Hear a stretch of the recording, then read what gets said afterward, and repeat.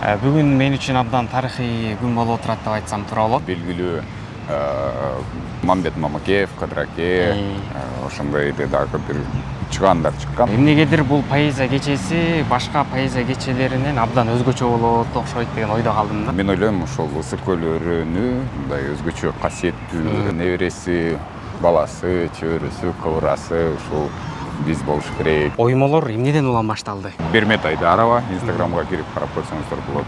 Проза Түспек, Раиса Акылтай кызы деген. Эми сиздин замандаштарыңыз тууралуу сурагым келип турат. Эркин мамлекетибиз үчүн күрөшкөн, эркин мамлекетибиз үчүн көп салымдарын, эмгектерин кошкон Бердибек Жамбырчиев,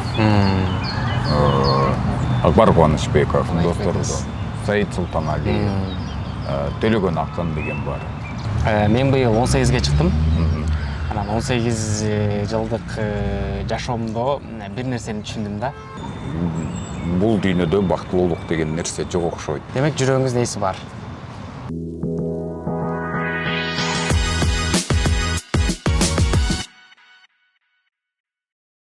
Барыбаңыз өзгөрүш ага, амансызбы? Ассаламу алейкум.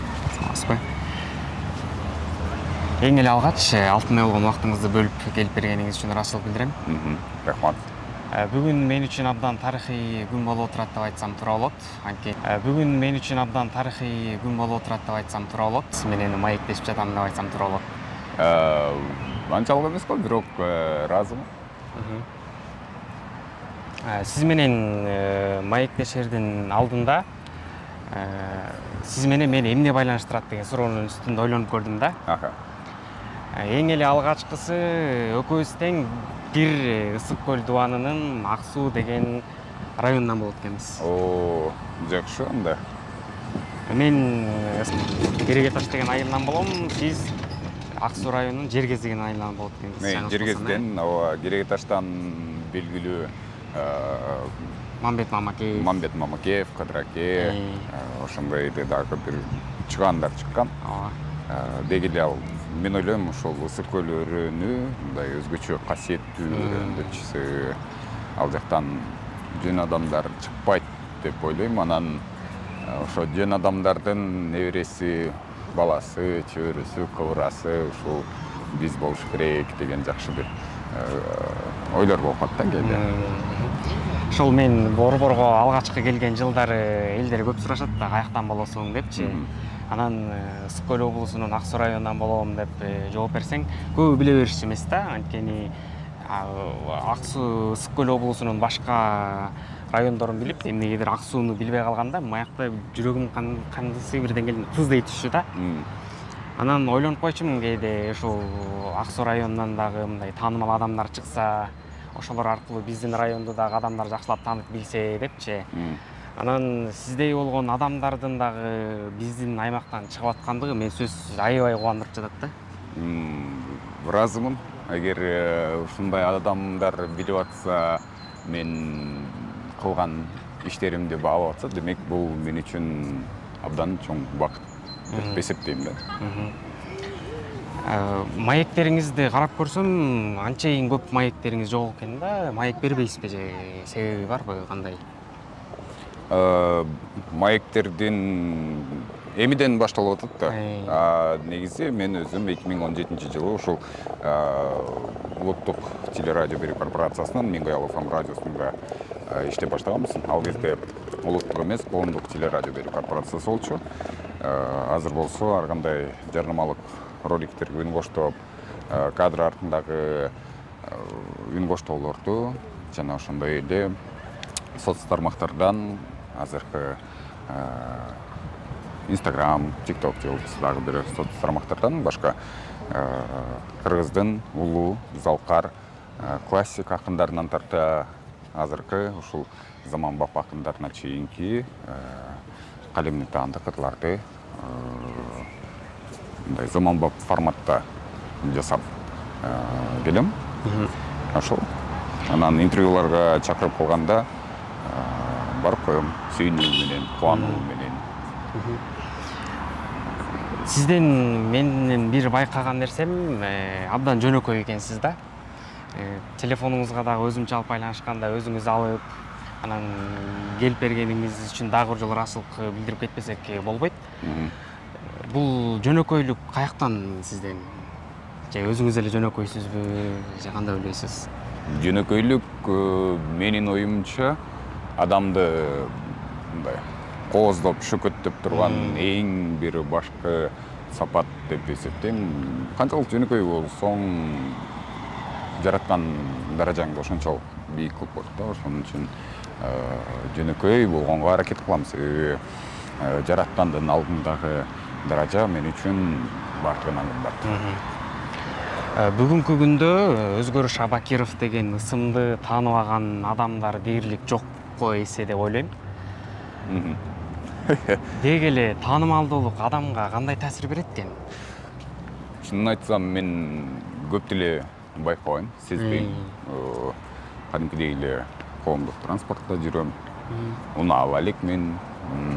Муна эмес, жада калса айдоочулук көйлүктү да ала элекмин, себеби билбейм, кызыкпайт окшойм да. Анан кээде көчөдө басып баратканда же башка жактарда коомдук транспортто кетип баратканда карап калышат. Карабай турган адам болсо дагы, мисалы алдына карап турган адам болсо дагы, телефон чалганда трубканы алсам, дароо шурт этип карагандар бар. Ай дейм да, анан кечке карап этип.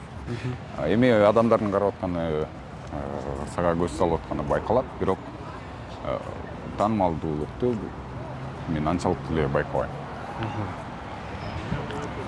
Деги эле ушул таанымалдуулукка жеткенге чейинки Өзгөрүш Абакиров менен таанымалдуулуктан кийинки Өзгөрүш Абакировдун ортосунда айырма барбы?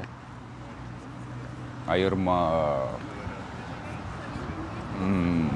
ошо жогоруда айта кетпедимби, мен таанымалдуулукту атактуулуктан анчалык деле даамын сезилекмин депчи. Ошол себептен болсо керек, айырмасын анчалык деле байкабайм. Болгону статистикалар көрсөтүп турат эми. Ошол эле Instagram баракчасы, TikTok же болбосо дагы башка жактарда, мисалы, катталуучулар көбүрөөк болгону, мисалы, мен 2017-15 жылдары мага катталбаган адамдар көп болчу. Азыр эми алардын саны тескерисинче азайып атат. Катталбагандардын саны азайып атат. Биздин элдин арасында ушундай сөз бар эмеспи? Качан адамга байлык, бийлик, атактуулук, мансап келгенде адам өзгөрүлөт депчи. Демек, сиз бул ойго анчейин кошула бербейсиз? Анчейин деле кошула бербейм. Ар дайым ушул жогоруда сүйлөштүк го, сөзүбүздүн башында эле, маегибиздин башында эле ошо жөнөкөйлүк боюнчачы. Анан мен ойлойм, канчалык бийиктеген сайын ошончолук жөнөкөй болушум керек деп. Себеби бул менин өзүмдүн практикамда бар. Себеби буга чейинки көрүп, болуп келаткан нерсенин баардыгы практикадан өткөзүп, келечекке баягы ой жүгөртүү, көз караштардын баардыгы акырындап келе жаткан кези. Демек, жаратканда эле атактуулукту көтөрө алган адамдарга бериши мүмкүн окшойт деп ойлоп коесуң да кээдечи? Ошондой окшойт да. Бул айынын 12-си поэзия кечесин берген жатыптырсыз. Эмнегедир бул поэзия кечеси башка поэзия кечелеринен абдан өзгөчө болот окшойт деген ойдо калдым да. Болгону заманбап форматта, ушул заманбап форматка менин өзүмдүн айтканымда, орусча айтканда подача деп коет го. Ошол менин подачам менен менин көз карашымдагы поэзия кечеси болот. Менин көз карашым кандай экенин Instagram, ошол эле кайрылы соц тармактарга кирип көрсөңүздөр болот. Менин көз карашымдагы окулган поэзия кандай экенин.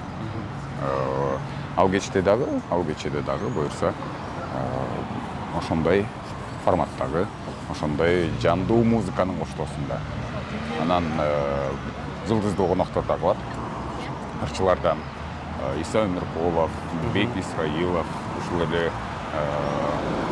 көптөгөн эл аралык конкурстарда жеңүүчү болуп, же болбосо кандайдыр бир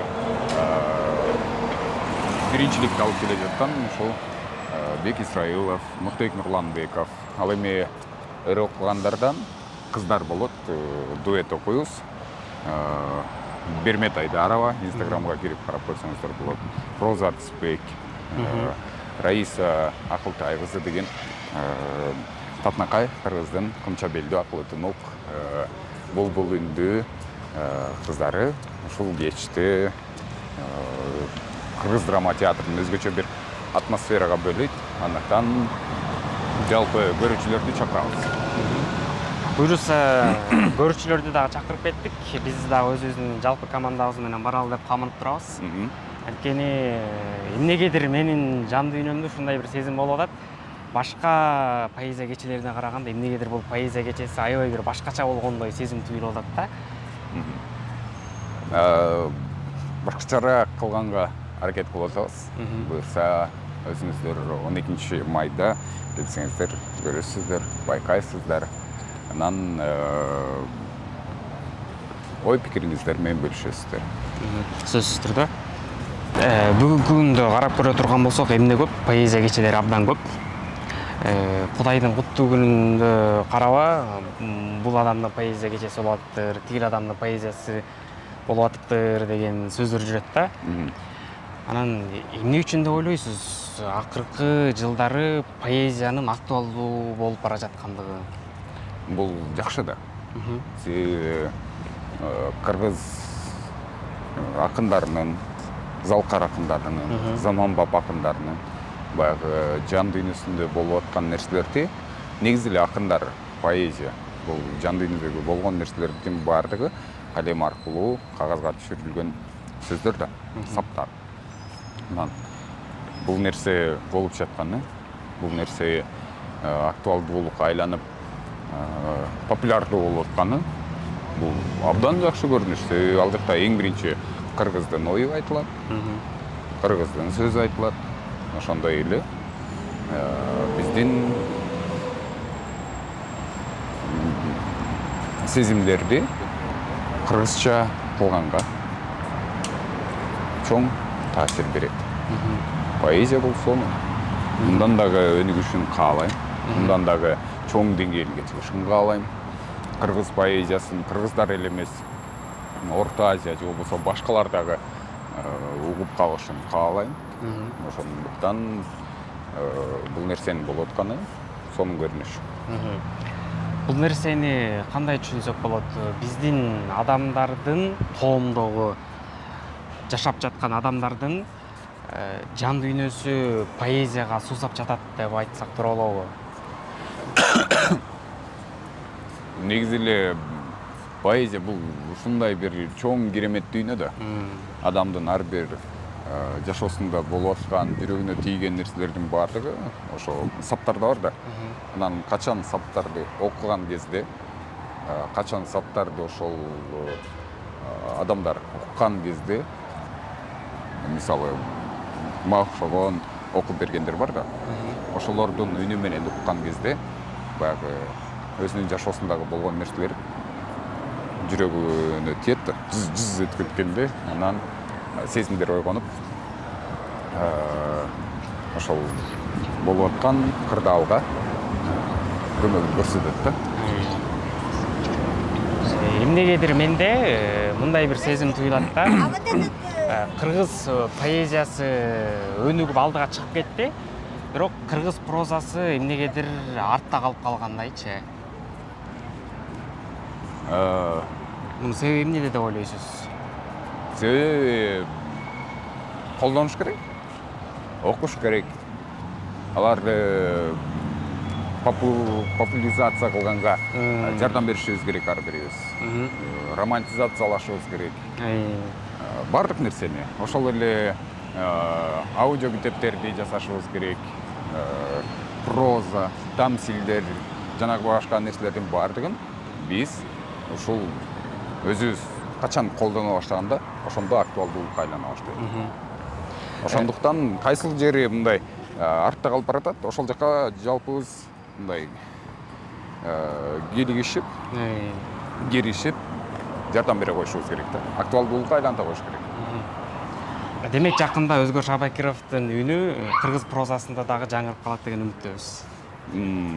Албетте, албетте. Себеби Өзгөрүш Абакировдун үнү буга чейин радио, телевиденияларда жарнамалардан, кадр сыртындагы тексттерди окуган үн болгон, эми поэзия болду, фильмдерди үн коштогондо чыгып турчу. Демек, толук ыктымал. Өзүңүздүн планыңызда барбы негизи ошол поэзиядан дагы бир аз алыстап кыргыз прозасындагы биздин чыгармаларды аудио китепке айландырганга?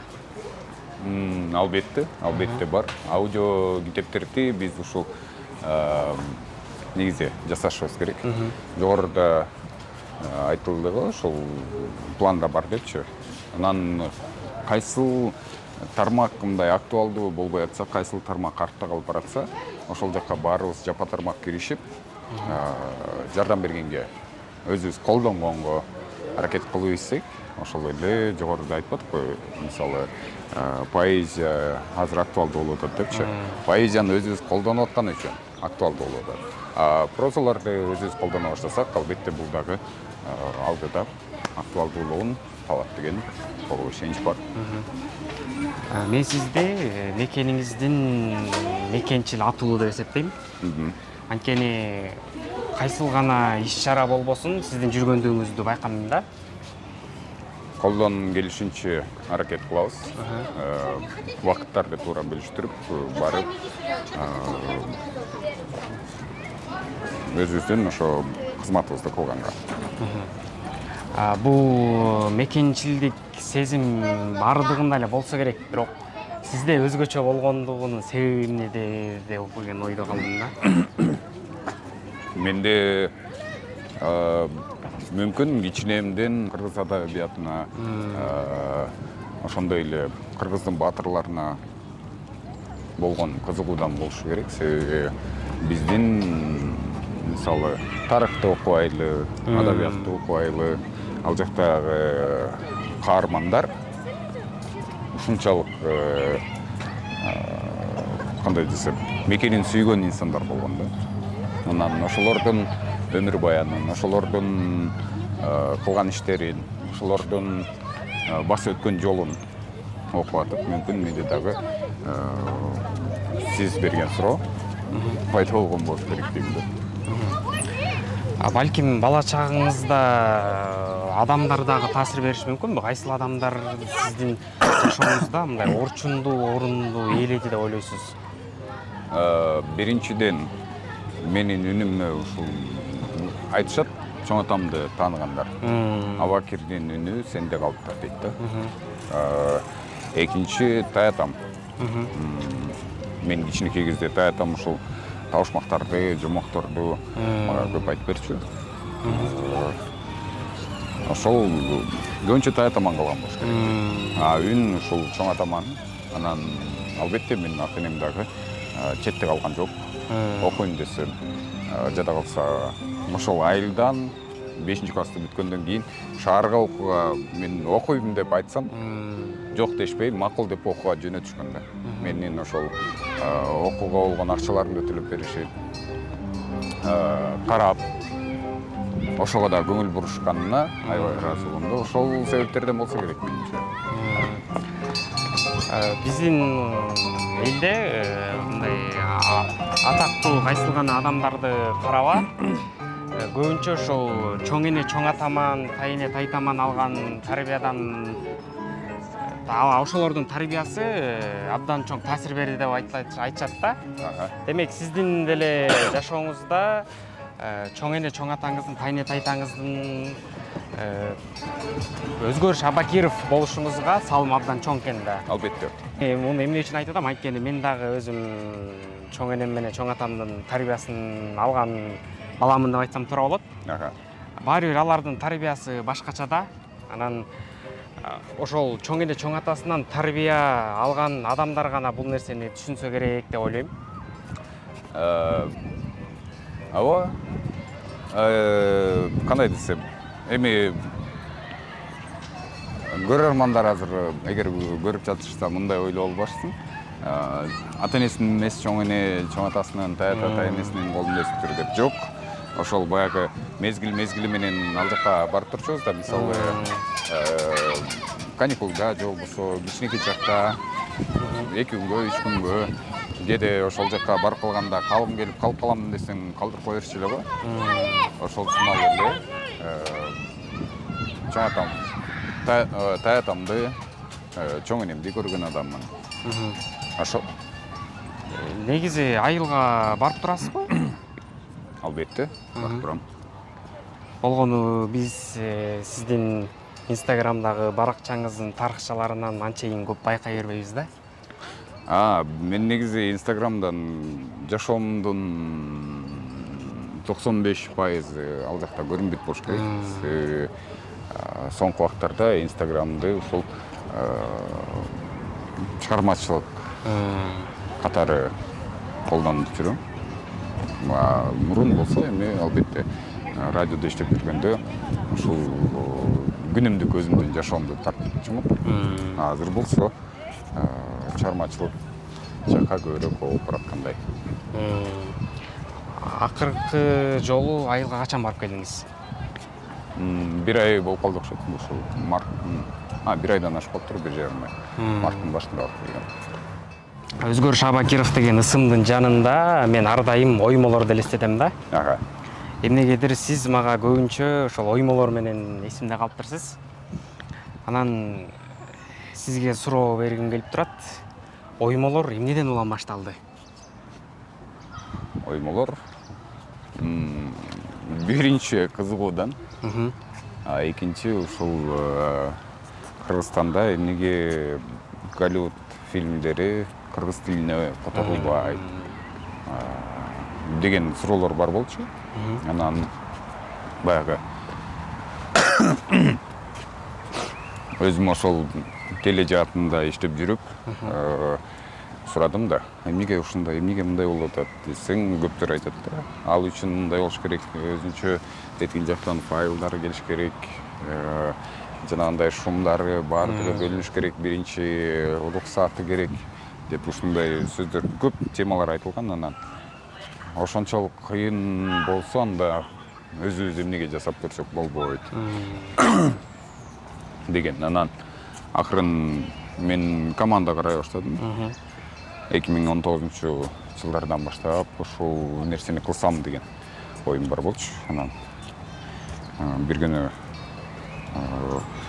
2021-жылы Роза Роспекке таанышып Инстаграм аркылуу жолугуп калып, анан ушундай идея бар.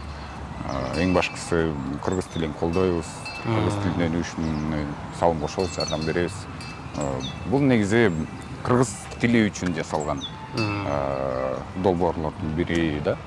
Анан ушуну жасайлы десем эле ал айтып калды.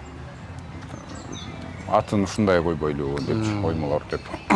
Анан мен ойлонуп жүрүп бир күнчү, анан кечинде бир күндөн кийин макул болдум. Ошентип коюп коюп эле иштеп баштадык. Өзүбүздүн ал жакта өнөр режиссер бар болчу, дагы командадагы башка кыздар, балдар бар болчу, котормочубуз бар. Азыр деле бар, бирок финансылык кысылыш болгон, тартыштык болгон себебинен ал долбоор кыймылдабай иштебей жатат. Эгер керектүү каражат, керектүү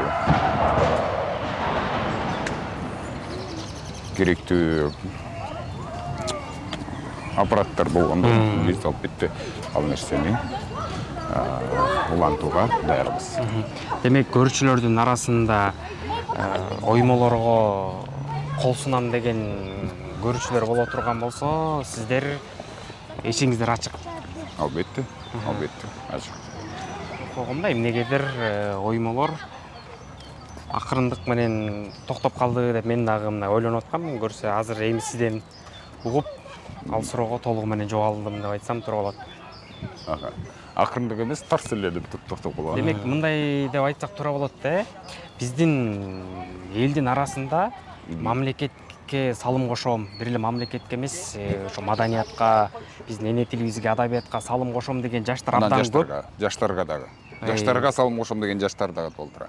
ошол демек ошондой жаштар финансылык жетишпестиктин айынан ошол идеялар, жакшы идеялар ишке ашпай калып атат деп айтсак. ооба толугу менен туура. Мен канчалаган таланттуу, канчалаган ушунчалык баягы потенциалы бар жигит улан кыздар азыр Европада же болбосо батыш мамлекеттеринде, Кытайда же болбосо башка жактарда дагы, жакынкы чыгыш өлкөлөрүндө жүргөндөрүн дагы көрүп калам. Бирок ал жакта эми кандай десем, ушул өзү кызыккан нерсе менен иштебейт. Акча табуунун арты менен. Эгер ушулардын бардыгы ошол жаштардын баарын күчүн, энергиясын, убактысын, анан талантын өзүбүздүн өлкө колдонгондо биз бүркүрөп эле өсүп кетмек болушубуз керек эртелеп. Өсүп атабыз, Кудайга шүгүр. Бирок мындан дагы процесс эртерээк жүрмөк болуш керек деген ойдомун. Ошол чет өлкөдө жүргөн жаштар кайтып келе турушкан болсо, демек канча убакытта мамлекет өнүгөт деп ойлойсуз? Мен бул суроого кийинчерээк жооп берет окшойм, бирок алдыңкы жылдары өнүгөт деген ишеничтемин. Көптөрү түшүнүп калышты. Азыр мисалы ошол эле Америкадан, ошол эле Европадан, Япониядан, Түштүк Кореядан, же болбосо жакынкы чыгыш өлкөлөрүнөн келгендер айтып атат. Ал жакта акча тапса болот экен дейт. Бирок бул жактагы нерсе башка экен дейт. Азыр ошол жактан акча чогултуп келип, өздөрүнүн баягы таланты менен шыгын кошуп иштерди жасап аткандарын көрүп атабыз. Мындай жетишкендиктерди жаратып атышат. Демек, бул абдан чоң көрүнүш, абдан жакшы нерсе. Андыктан мен толугу менен ишенем. Абдан жакын убакытта биз өнүгөбүз. Мындан дагы сонун дүйнө эли суктана тургандай болобуз. Бүгүнкү күндө Бейшенин таман астында деген кино чыкты. Ошол кинодон кийин бардыгыбыз ишендик окшойт. Биз кыргыздар чет өлкөгө өзүбүздүн маданиятыбыз менен тааныла алабыз депчи. Анткени карап көрө турган болсок, бүгүнкү күндө биз билимибиз менен анчейин мактана албайбыз, экономикабыз менен анчейин мактана албайбыз. Демек, биз чет өлкөгө өзүбүздүн маданиятыбыз менен чыксак болот турбайбы? Өзгөчө ошо өлкөнү тааныткан маданият жана спортко. Спорттон таанытып атышат, сопсуонун таанытып атышат. Маданият дагы келатат, баары сол. Бүгүнкү күндө биздин өлкөбүз маданият менен спортко канчалык деңгээлде көңүл бөлүп атат деп ойлойсуз? Жетиштүү көңүл бөлө баштады окшойт соңку убакыттарда. Жыйынтыгын биз жакшы эле көрүп атабыз. Азыркындай чакта ар бир кыргыз мамлекет мага эмне кылып берди эмес, мен мамлекетке эмне кылып бердим деген ураан менен жашаса, өнүгөбүз. Албетте. Муну бир нече жылдан бери буга чейин дагы айтып келатышат. Ушуну өзүбүзгө сиңирип, ушул суроону өзүбүзгө берип, бат-бат берип турсак, адам баласы баягы Чыңгыз атабыз айткандай. Адамга эң кыйыны күн сайын адам болуу. Демек, адам болуп, ушул мамлекетке, өлкөбүзгө, мекенибизге, элибизге, жерибизге салымыбызды кошолу деген бир ниет болуш керек да, ушул жерде, өкмөттө. Андай болсо, сиз мамлекетке аябай эле чоң салым кошуп атат экен деп айтсак болот? Аябай болбосо дагы, эми мен салым кошкум келет. Ошонун артында эле жүрөм. Ошол. Сизге дагы байкала баштаса керек, акыркы учурларда эмнегедир кыргыз тилинде сүйлөө, биздин маданият, биздин када салт, үрп-адат, нарк-насилдерибиз модага айланып бараткансыйт да. Бул мен ойлойм, модага эчак эле айланыш керек болчу. Кыргыздардын тарыхын окуганда кайсы заманда жашаса ошол замандын өзүнүн модасын кылышкан, өзүнүн ошо заманга жараша заманбап нерселерди жасашкан. Азыркы тапта албетте 21-кылымда өзгөчө ушундай 21-кылымга ылайыктуу нерселер жасалып атканы бул албетте кубандырат. Кыргыз тили, мен ойлойм, мындан дагы француздар кыргызча сүйлөгүсү келген деңгээлге жетебиз деп ишенем. Ошого жетсек экен дейм.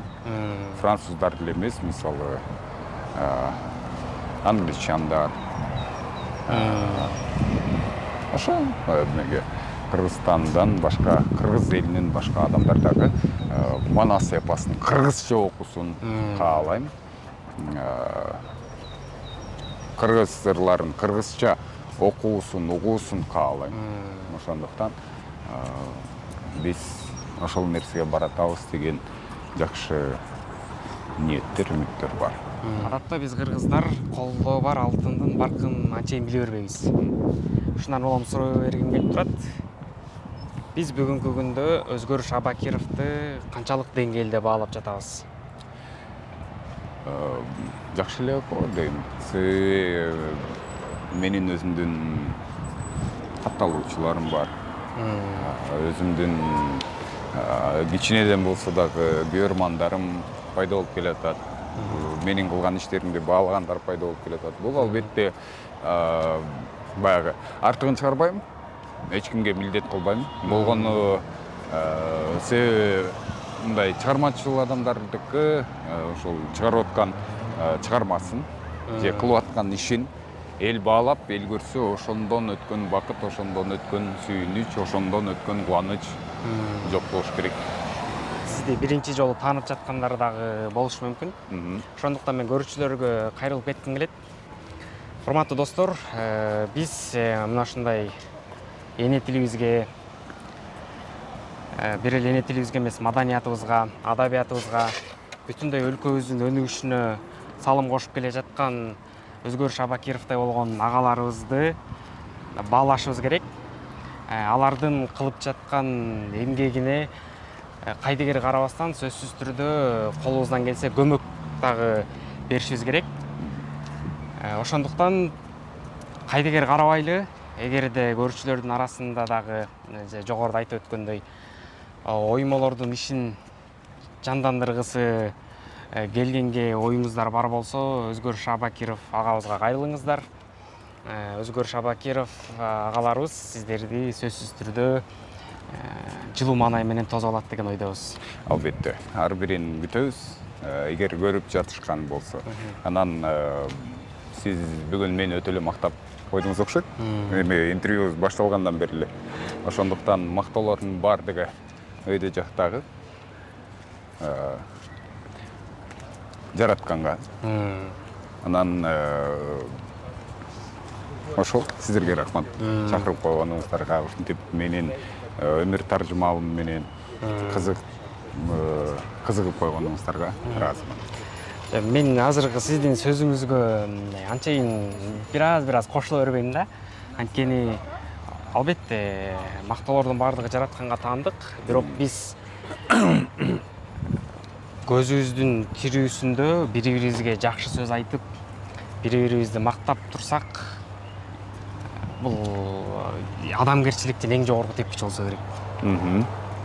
Жакшы сөздөрдү айтып турсак. Мындай сөз бар го, эгер душманыңдын сага багынышын кааласаң, анда аны макта дейт да.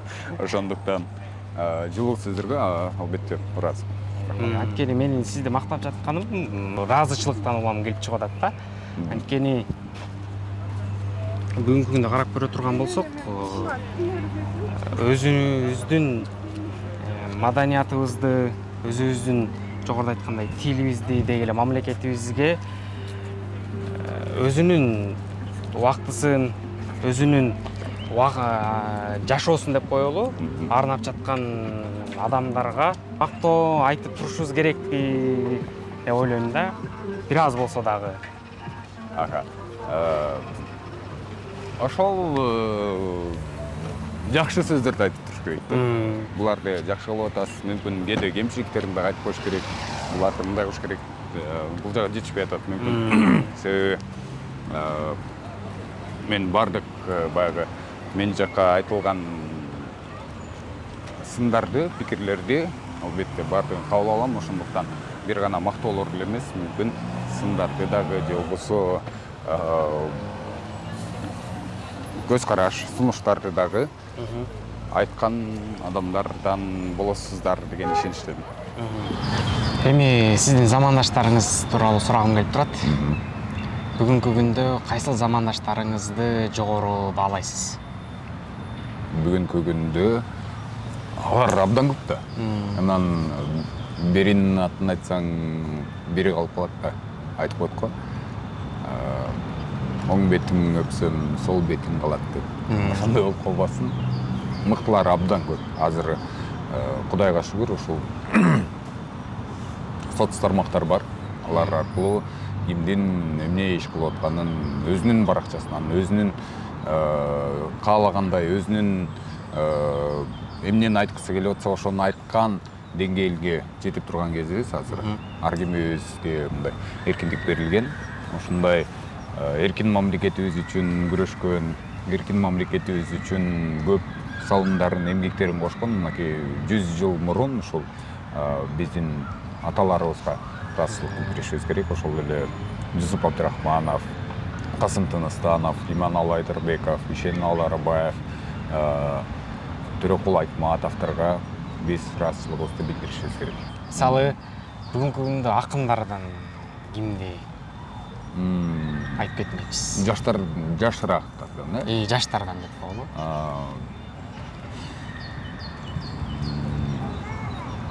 Бердибек Жамбырчиев, Акбар Кубанычбеков,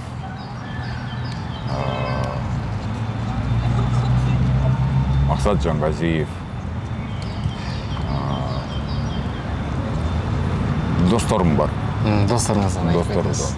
Саид Султаналиев, Төлөгөн Акын деген бар. Ырлардын өзгөчө форматта жазылган ырларды.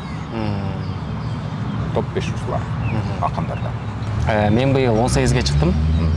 Анан 18 жылдык жашоомдо бир нерсени түшүндүм да. Адам баласы бул жашоодо 5 нерсе менен жашайт экен. Биринчиси бул сүйүү. Экинчиси бул үмүт. Үчүнчүсү ишеним. Төртүнчүсү кыял. Бешинчиси жана максат. Кошуласызбы? Толугу менен кошулам. Эгер мага эркиндик берип койгондо да орундарын алмаштырып коймокмун. Мисалы кандай кылып алмаштырат элеңиз? Эң биринчи үмүткө койдум. Үмүттөн кийин сүйүүнү коймокмун. Сүйүүдөн кийин ортодо кайсыл эле? Ишеним. Ишеним. Кыял, максат. Кыял, максат. Ушул аталгандардан бирөө эле адамдын жашоосунда жок же жетишсиз боло турган болсо, ал адам бактылуу деп эсептелбейт экен да. Негизи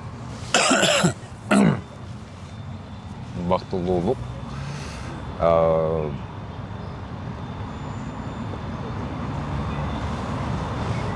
мен Кудайга шүгүр мындай жашоодо бактылуумун деп эсептейм да. Бирок мындай эгер философиялык жактан алып келсек мындай болуп калат. Бул дүйнөдө бактылуулук деген нерсе жок окшойт депчи. Менин өзүм оюм бул. Себеби деген өзүңүз байкасаңыз болот да. Мисалы адамдар баягы ойлойт деп, чоңойгондо бул нерсени кылам, чоңойгондо мындай бактылуу болом, чоңойгондо мындай кылам. Жок, тескерисинче. Кайсыл маал болбосун, кайсыл жаш, кайсыл курак болбосун, ошол өзүнүн бир кыйынчылыктары, өзүнүн көйгөйлөрү болот да, өзүнө жараша. Мисалы, менин 18 жашымдагы көйгөйлөрүмдү эстесем, азыр күлкүм келет да. Бирок ошол кезде ушундай эле кыйын болчу. Эмнеге бактылуулук бул дүйнөдө жок деп атам? Себеби төрөлгөндөн баштап эле ошол биз турмушка келебиз да. Турмуш жашайт экенбиз да. Мисалы баскандан баштап эле, тилибиз чыккандан баштап эле сүйлөгөнгө, үйрөнгөнгө, бир нерсени аракет кылып жүрүп эле.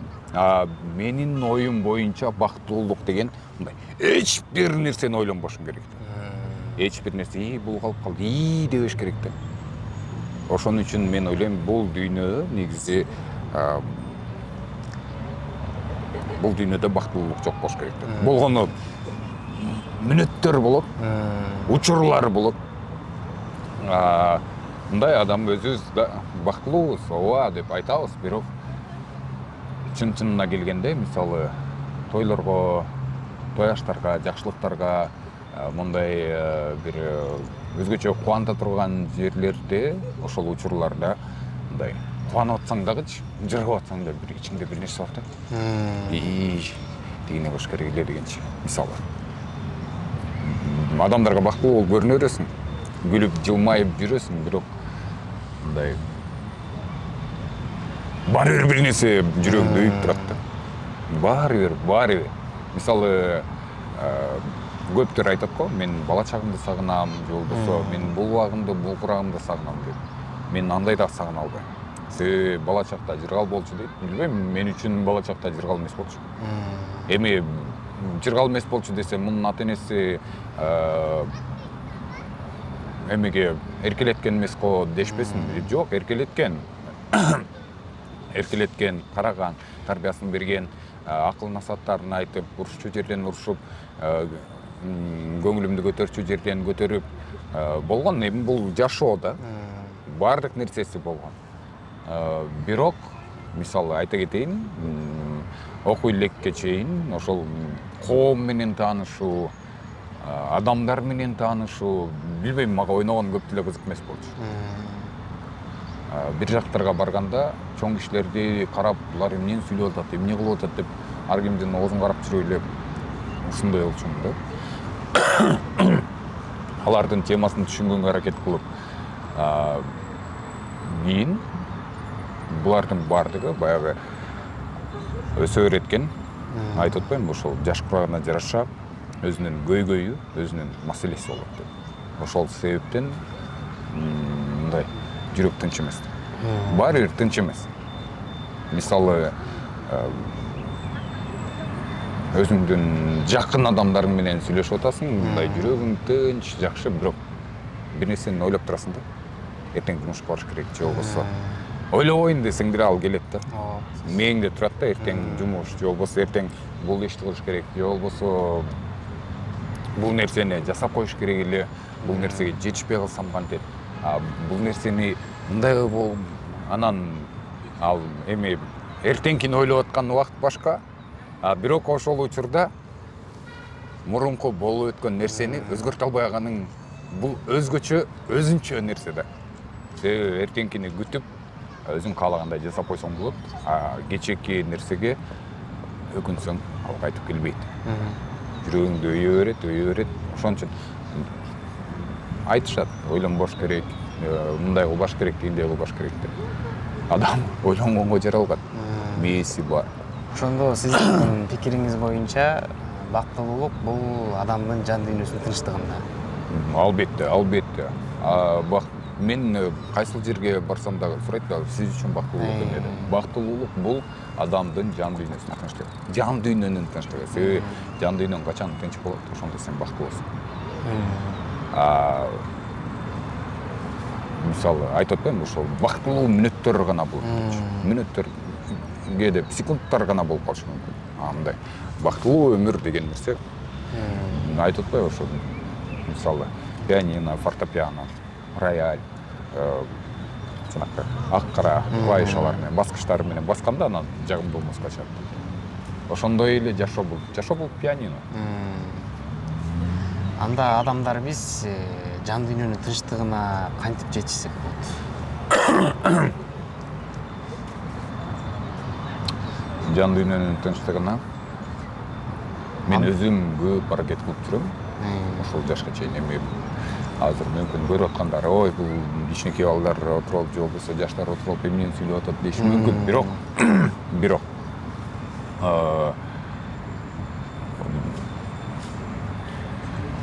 ушул нерсе көп ойлондурат да меничи. Анткенде жан дүйнөнүн тынчтыгын табабыз. Көптөрүн окусаң, мисалы китептерди окусаң, же болбосо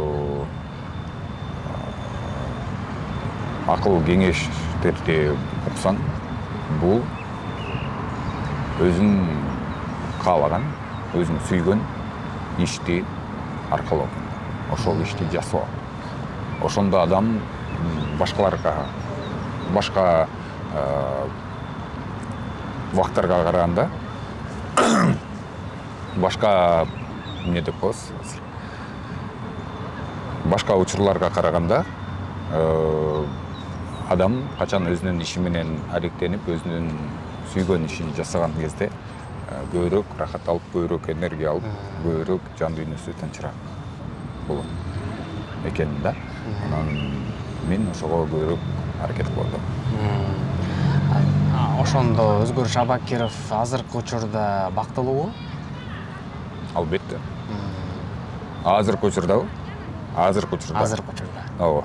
Азыркы ушул 2 секундда бактылуу. Мүмкүн бул 5 минуттук бактылуулук болушу мүмкүн, 2 сааттык бактылуу болушу мүмкүн, же болбосо 1 күндүк болушу мүмкүн. Бирок ортосунан чыга берет эле. Сиз этип жана антип эме кара баскычтарчы.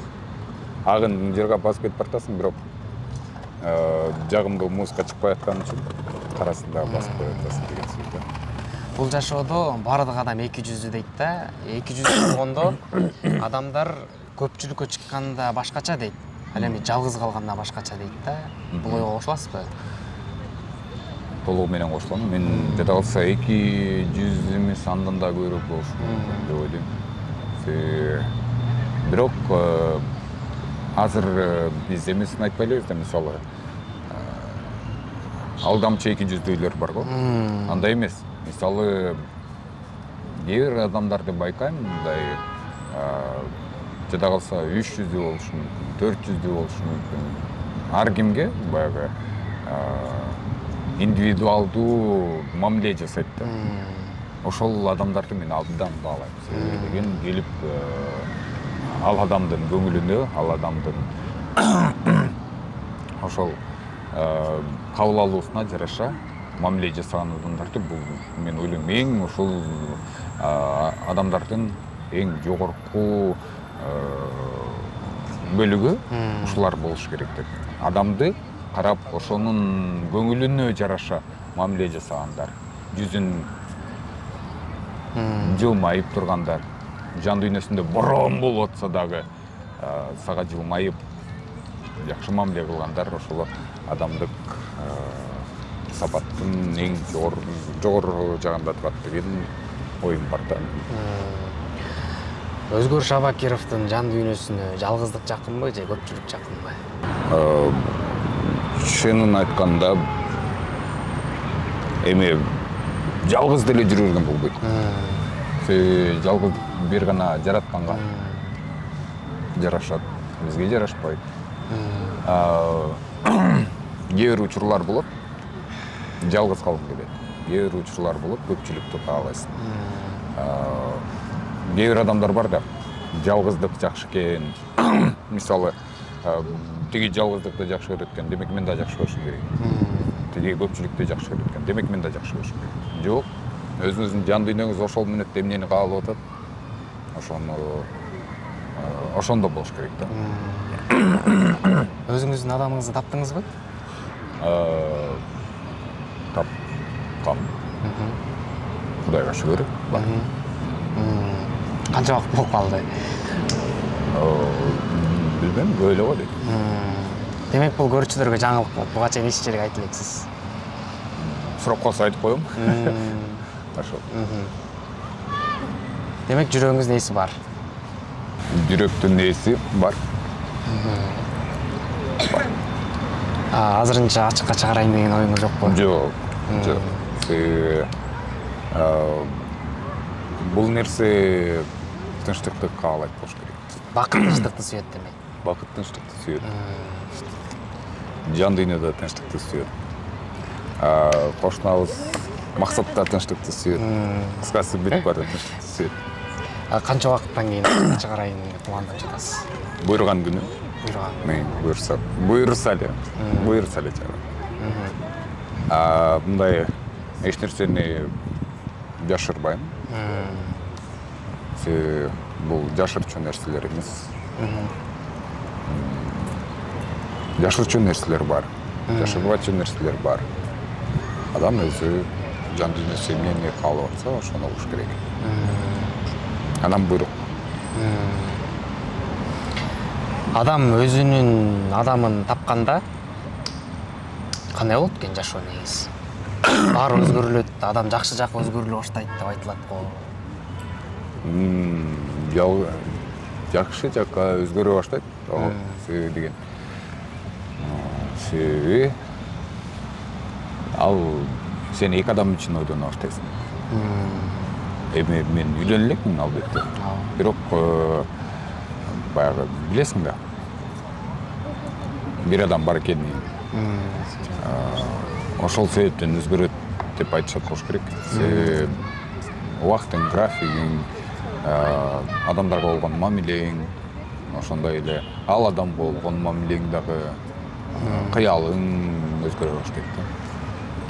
Ал сиздин кесиптешиңизби же жөнөкөй эле адамбы же ушул маданият жагында жүргөн адамбы? Мен ойлойм, адамдын баары жөнөкөй эмес. Болгону маданият жаатында жүргөн адам эмес. Себеби мен мурун эле ойлочумун, азыр дагы ушул нерсени ойлоп келем. Эки адам, эки сферадан болсо жакшы депчи. Себеби кийинки балдарга да бул нерсе аябай чоң таасирин тийгизет да. Мисалы, мен тараптан бирөөнү алып атса, ал адам тараптан дагы бир жаңылык алып атса, мындайча айтканда курама келип чыгат да. Курама темир урчуп болот деп коет го, ошол себептен ойлойм. Демек өзүңүздүн чөйрөңүздөн адам тапкан адамсыз. Өзүмдүн чөйрөмдөгү адам эмес, башка чөйрөдөгү адам. Эгер өзүңүздүн чөйрөңүздө болуп калса, кандай болуп калмак деп ойлойсуз? Айтышат го, эки кочкурдун башы бир казанда кайнабайт деп. Билбейм. Менде болгон эмес.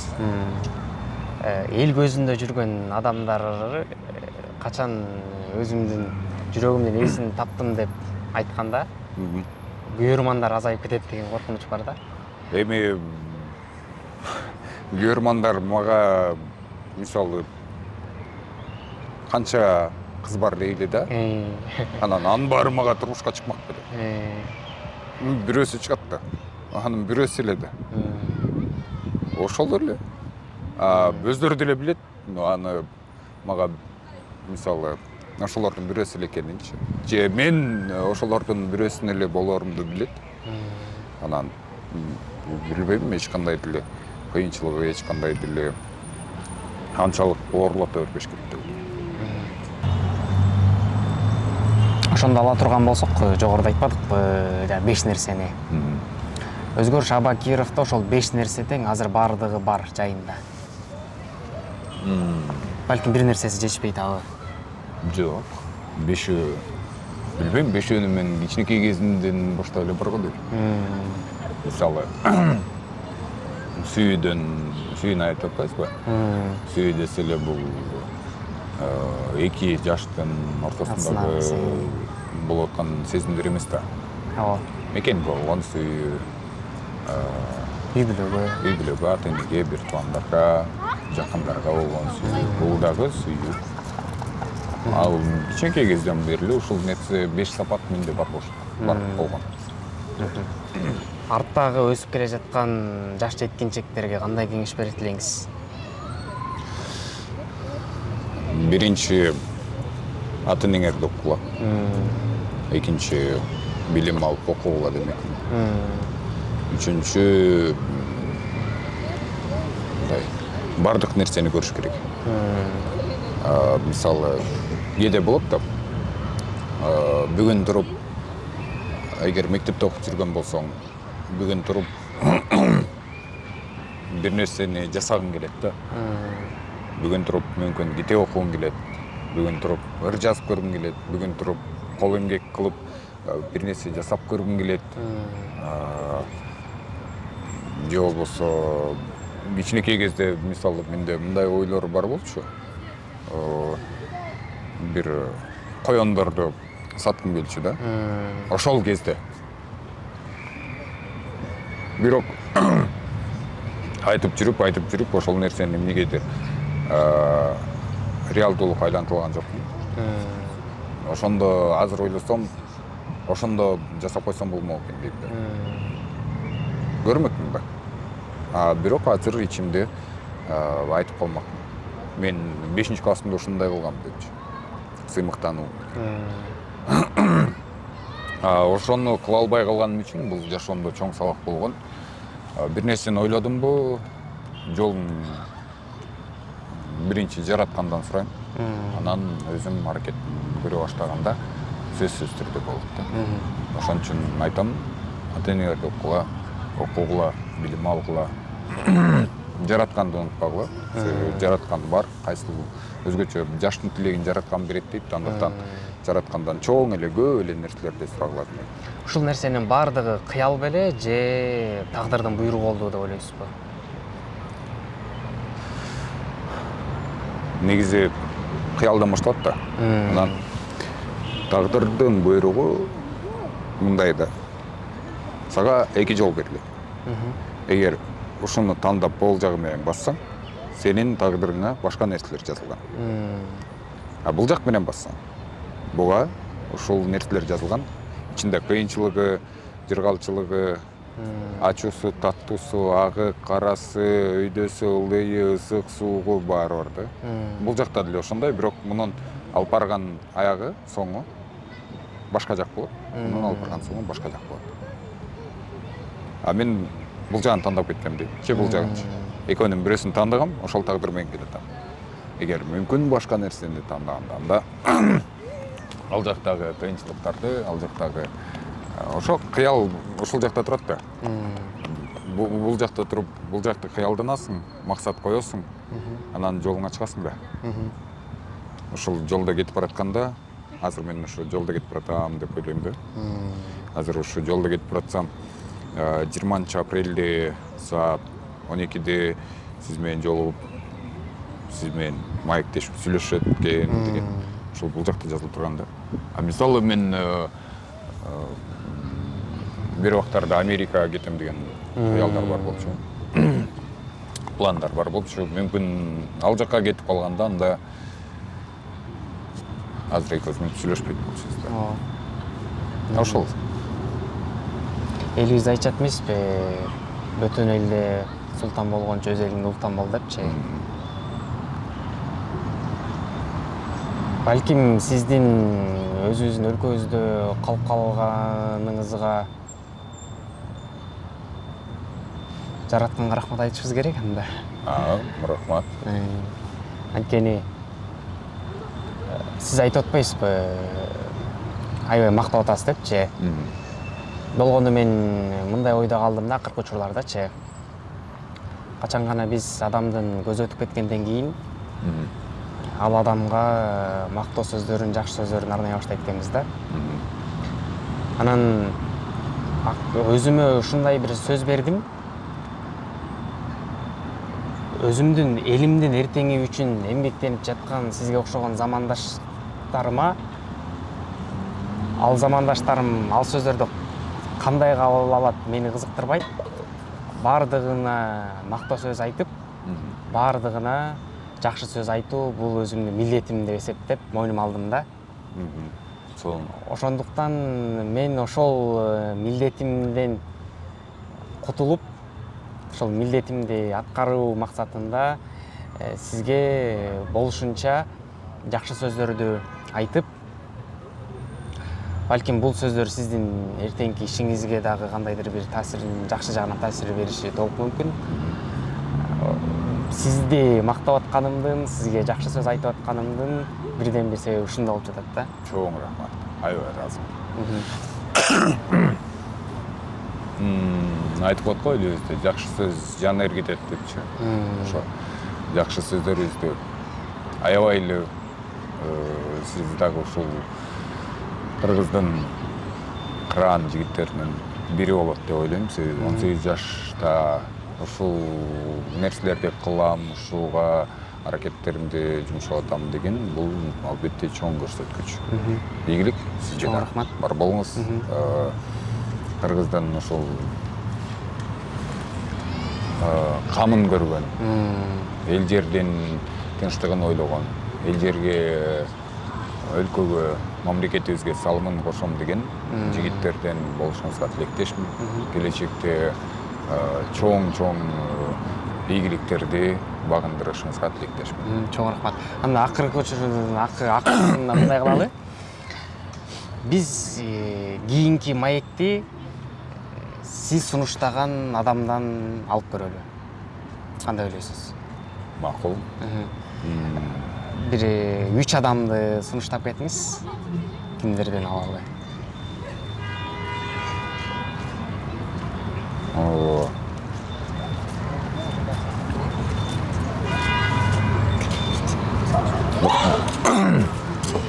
Мыктыбек Нурланбеков.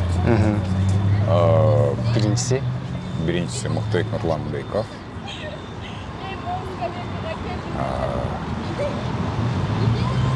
Саид Султанали. Эки. Анан Айымдардан айтпаңыз. айымдардан Бермет Айдарова. Кыргызстан обонору. Үчөө болду. Ооба. 3 замандашыңызга анда кайрылуу жолдоп кеттиңиз. Менин замандаштарым, жакындарым ушул долбоорду сиздер да колдошуңуздарды каалайм. Себеби ушунчалык амбициясы бар, ушунчалык аракетчил жигит жанымда отурат, байланышат. Сиздерге жок дебестен маек берип коюшуңуздарга көп суранам.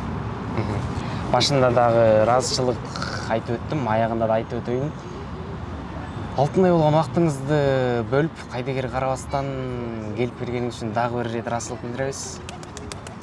Эгерде бизди көрүп жаткан көрүүчүлөр болсо, сиздерге кандайдыр бир пайда алып келе ала турган болсок, биз өзүбүздүн максатыбызга жеттик деп эсептейбиз.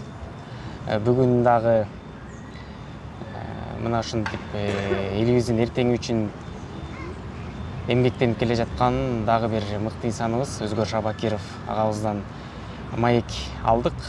Маек абдан кызыктуу болду деген ишеничтемин. Рахмат. Дагы бир жолу алтынай болгон убактыңызды бөлүп келип бергениңиз үчүн терең таазим этип, чоң рахмат айтабыз. Ийгилик.